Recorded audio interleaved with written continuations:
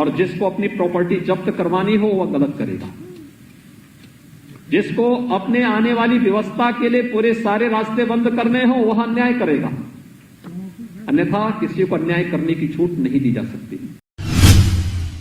दूसरा, मेरा प्रदेश के युवाओं से भी अपील है कि वे किसी के बहकावे में ना आए, क्योंकि ये बहकाने वाले लोग वही हैं जिन्होंने प्रदेश के युवाओं को, जिनको आज सरकारी नौकरी के पत्र हाथों हाथ मिल रहे हैं, नहीं तो ये पत्र मिलने में इनको कितने परेशानी होती थी। एक एक कार्यालय में 10-10 बार 20-20 बार जाते थे नियुक्ति पत्र के नाम पर, पहले तो परीक्षाओं के नाम पर, फिर परिणाम के नाम पर, फिर नियुक्ति के नाम पर, फिर अन्य तमाम प्रकार से प्रताड़ित करने की जो एक व्यवस्था चली आ रही थी, आज वह नहीं हो सकता, कोई गलत नहीं कर सकता है। और जिसको अपनी प्रॉपर्टी जब्त करवानी हो वह गलत करेगा, जिसको अपने आने वाली व्यवस्था के लिए पूरे सारे रास्ते बंद करने हो वह अन्याय करेगा, अन्यथा किसी को अन्याय करने की छूट नहीं दी जा सकती। उनके वसूली के अड्डे बंद हो गए, उनके अड्डे वसूली के बंद हो गए, ठेके बंद हो गए, उनकी अनैतिक कमाई के जरिए बंद हो गए। इनमें से बहुत सारे लोगों को तो सरकार निकाल करके, ला करके या तो जेलों के अंदर डाली, उनकी संपत्तियों को जब्त की। ऐसे अनैतिक कृत्यों में लिप्त लोगों के लगभग 1500 करोड़ रुपए के अधिक से अधिक की संपत्ति अब तक हम लोग जब्त भी करवा चुके हैं। तो स्वाभाविक रूप से वे कहां चुप बैठने वाले हैं।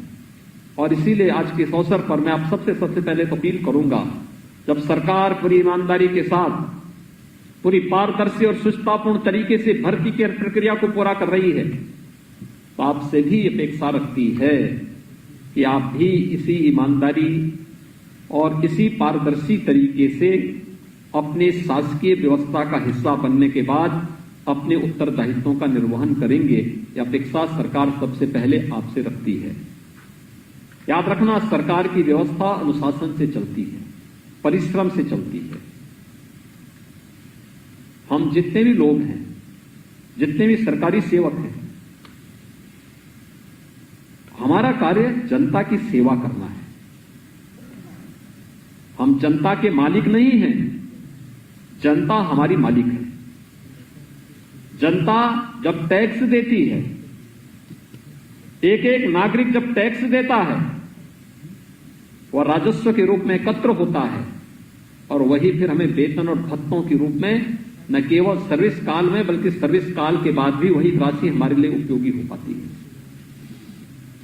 तो फिर हमारा दायित्व है कि अपने उन मालिकों के साथ हम लोग उसी प्रकार की ईमानदारी भी बरतें। उनके साथ कहीं अन्याय नहीं होना चाहिए, कोई दुर्व्यवहार नहीं होना चाहिए, कोई भी ऐसा कार्य नहीं होना चाहिए जो हम लोगों की आत्मा को कचोटे। कोई भी इस प्रकार का कार्य न हो। आम जनमानस के साथ कोई भी दुर्व्यवहार का कार्य नहीं हो, उत्पीड़न का कार्य न हो, उनके साथ कोई भी इस प्रकार का कार्य न हो जिससे एक निर्दोष व्यक्ति अनावश्यक रूप से किसी शासकीय प्रताड़ना का शिकार बनकर के फिर व्यवस्था को कोसे।